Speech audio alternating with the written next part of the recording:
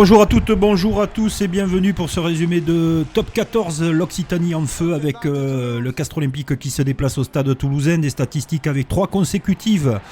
On parle de victoire bien sûr pour Castres et 5 pour le stade toulousain. Malia incroyable dans cette partie encore, le demi d'ouverture. Toulousain donne le tempo. Emmanuel Meafou pour son grand retour envoie son double mètre et ses 140 kg derrière la ligne. Domination sans partage des Toulousains face à des Castrés trop imprécis. Le Moll s'organise et c'est Joshua Brennan qui va marquer le bonus avant la mi-temps fictif, avant que Paul Graou attende son soutien avec ce retour intérieur et passe extérieur pour le phénoménal Juan Cruz Malia. Marque un doublé. Castres, à l'image de cette action, maladroit, peu inspiré, moins réaliste que les Toulousains, bien qu'ils aient eu des occasions, les Tarnais, mais se font contrer par ce dernier essai de Castro Ferreira. Toulouse est leader du championnat avec le Stade français. Castres se reprendra plus tard.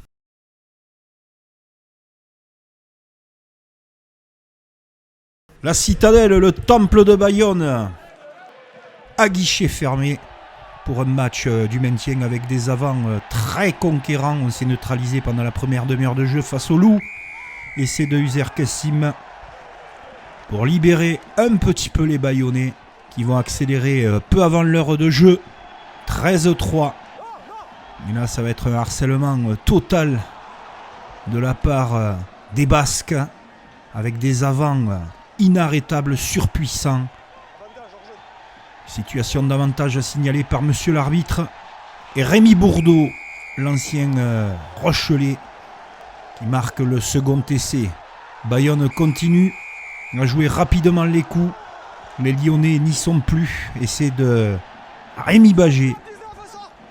Et encore, la puissance est toujours des Bayonnais. Et Rémi Bagé qui est toujours inspiré avec un nouvel essai tout en force de Thomas Seyt. Le tarif va être très lourd pour les Lyonnais. Encore un essai pour Tibergien. Lyon aura un sursaut d'orgueil anecdotique en fin de rencontre avec cet essai de Guillaume Marchand. Véritable correction pour les Bayonnais face à Lyon avec une victoire bonifiée. Oyonnax joue sa cartouche dans l'élite du rugby face à Montpellier Hérault Rugby que l'on n'arrête plus. On en parlait la semaine précédente depuis le Racing 92. C'est l'équipe, on le disait, qu'il ne faut pas prendre en ce moment tellement elle tourne à plein régime. Et elle a retrouvé sa puissance avec ce premier essai de Nouchi.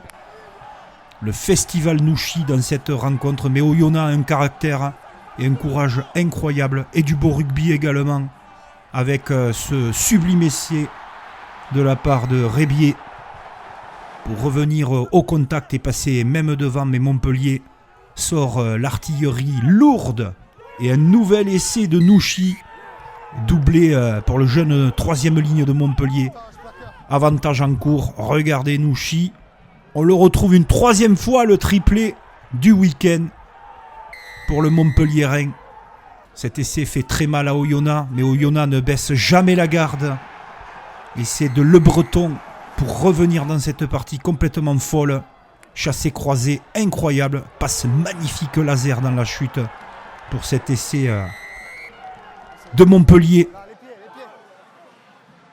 Ça continue de nouveau. L'essai précédent de Van Resburg. Et toujours les avants montpelliérains à l'œuvre qui creusent l'écart. Pour essayer de décrocher quelque chose, presque la victoire. Essai de Godener.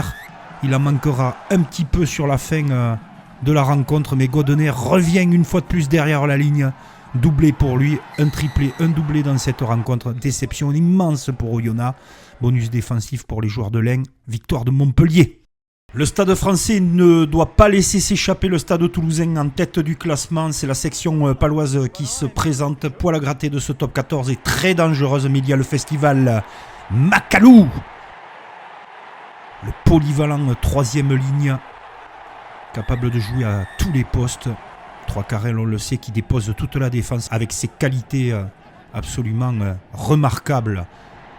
Remarquable aussi l'essai de Peire-Blanc qui se le pèle comme un grand sous la pluie. Et le Stade français va forcer la décision après l'heure de jeu avec cet essai de Romain Briat. Des Palois courageux mais qui vont céder dans les instants cruciaux. Regardez Macalou, une fois de plus, qui donne la victoire au Stade français face à la section paloise. Mano à mano entre le Stade français et Toulouse. La Méditerranée entre le RCT Toulon et Perpignan pour un match spectaculaire.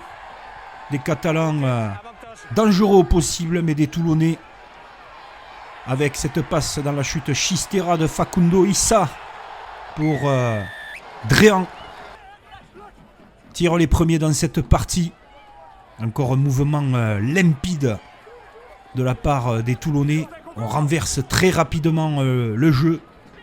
Le tonnage pour une nouvelle fixation avec le pilier du RCT. Et derrière, la chevauchée formidable qui séduit Mayol, c'est celle de Le Corvec.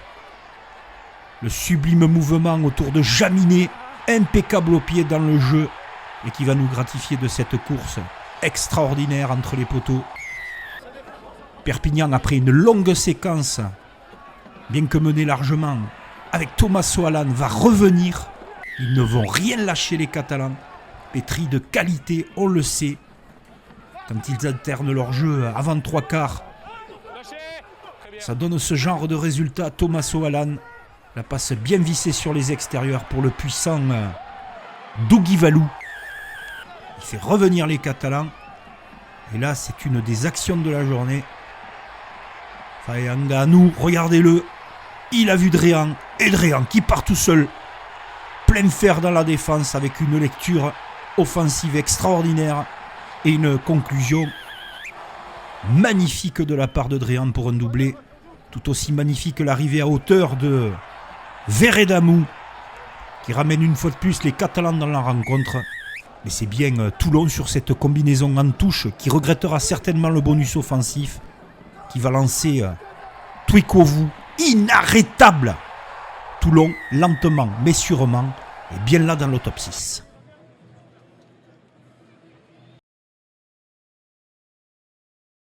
Et on continue avec le match entre l'Union Bordeaux-Bègles et le Racing 92. Deux équipes très mal en point qui se doivent de se racheter. Avantage du terrain pour l'Union, amputé de ses internationaux qui mènent 6-0. Mais après l'heure de jeu, force la décision par l'excellent De Porter qui est arrivé à hauteur. Et là... l'essai certainement du week-end avec De Porter et ça se passe de commentaires. Extraordinaire essai du centre de l'UBB qui fait très mal au Racing. Le Racing qui ne cesse de chuter dans le classement mais qui va trouver avec ce coup de pied génial l'occasion de sauver l'honneur par Clément Sac. Sublime De Porter et l'UBB qui met fin à 2 défaites consécutives à domicile.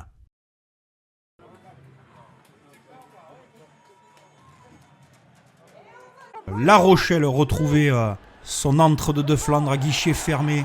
Ils se cherchent, ils font preuve d'inconstance et on va enfin retrouver les Rochelais le vrai visage avec cet essai de Cancorier, dominateur devant avec des essais d'avant. Et surtout, Colombe, appelé par l'équipe de France qui marque cet essai. Deuxième essai pour les avants. Ça continue toujours plus fort avec des Rochelais retrouvés. Et cet essai de Favre. Les Clermontois n'existent pas dans cette rencontre. La puissance rochelaise se met en place. Groupé pénétrant. On les connaissait très fort sur ce secteur de jeu. Mais ça continue. Regardez Carbarlo qui amène lui aussi sa puissance dans ce groupe est pénétrant pour un 4e essai. Le génie d'Astoy. Avec encore Brice Dulin qui récupère le ballon et sert Teddy Thomas. Les Clermontois sont littéralement broyés par ces Rochelais. Alors que sur ce coup de pied de dégagement derrière, le calice jusqu'à la lie pour les Clermontois. Et cet essai de Bergeon. On a enfin retrouvé La Rochelle. Ce top 14 est complètement fou.